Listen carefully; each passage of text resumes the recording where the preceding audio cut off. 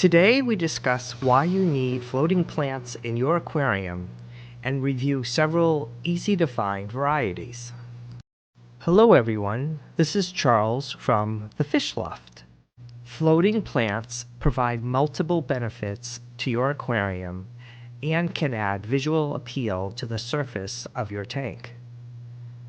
There are 5 main reasons I keep floating plants in all of my aquariums.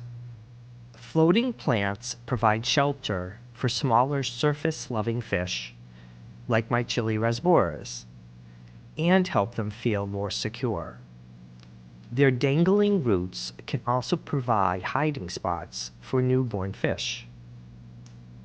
They provide a bit of shade from the bright overhead lights.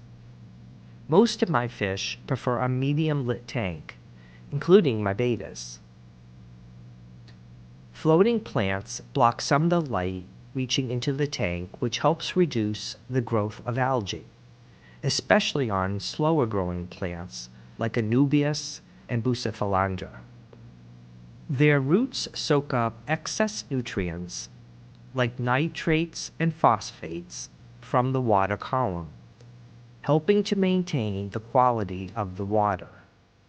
This is extremely helpful when you first start up a tank before it becomes balanced. Most floating plants are easy to grow, and they grow extremely fast. They are fairly inexpensive to keep because you only need a small plant and it will propagate into many plants. Now let's talk about the different types of floating plants you can choose from that range from small to larger varieties. I currently have 7 types of floaters growing in my tanks. Let's start with the smallest, Salvinia minima. I have kept Salvinia minima for years, and it is the smallest floating plant I keep. It has small oval leaves and very short roots. They are very easy to grow and are a great scale for my smallest nano tanks. Recently, I began growing Salvinia calcutta, which has medium-sized, oval cup-shaped leaves and fairly short brown roots.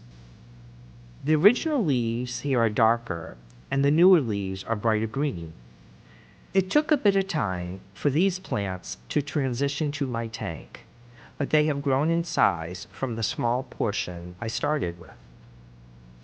Around the same time, I also introduced Salvinia natans to my aquariums. Natans are the largest Salvinia I grow, and has broader, nickel-sized leaves and brown roots. The original mother plant is in the center, and it has sprouted the newer, smaller leaves all around it. Once established, it is a fast grower. Next up are red rooters. The half-inch leaves can be green to red depending on light intensity, and the roots of mine are a dusty red. I like that they introduce some red color, which can be harder to come by in low-tech aquariums. They are probably the fastest growing of all my floaters, and they occasionally sprout a small white flower. Frogbit was the very first floating plant I grew. It has 1-inch solid green round leaves and long roots that trail into the water. They grow in pods of multiple leaves for a total size of about 3 to 4 inches across. More recently, I ordered tiger frogbit, which has tiger stripes around the edges. The plant came in looking a little rough, but like the regular frogbit, it is quite hardy and established itself in my aquarium. The largest floating plant I grow is dwarf water lettuce. It has pointy leaves and beautiful roots. The individual leaves can grow to a couple inches long, so these look best in your larger nano tanks. It is also a fast grower, and overall is probably my favorite floater. All of these floating plants are fairly easy to grow as long as you meet their few demands. They need good light and not a lot of water flow to thrive. The top of the leaves also need to remain dry. Because they have access to CO2 from the air and can pull nutrients from the water, they grow quickly. Have I said that enough? I find myself having to cull extra plants weekly to keep them from covering the water surface.